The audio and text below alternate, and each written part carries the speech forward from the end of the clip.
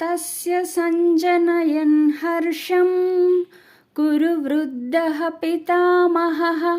सिंहनादं विनद्योच्चैः शङ्खं दद्मौ प्रतापवान् ततः शङ्खाश्च भैर्यश्च पनवानकगोमुखाः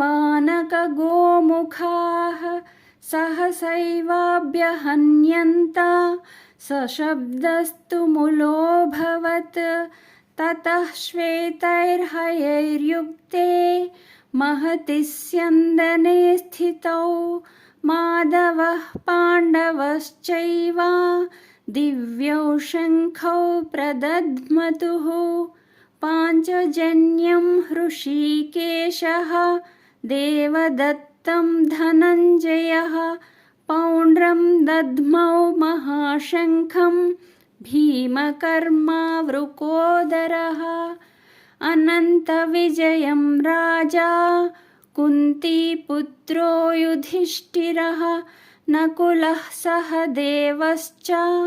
सुघोषामणिपुष्पकौ काश्यश्च परमेश्वासः शिखण्डी च महारथः दृष्टद्युम्नो विराटश्च सात्यकिश्च पराजितः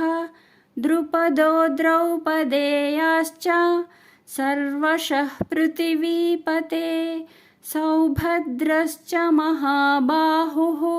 शङ्खान् दद्मुः पृथक् पृथक् सघोषोधार्तराष्ट्राणां हृदयानि व्यदारयत् नभश्च पृथिवीं चैव तुमुलो व्यनुनादयन्।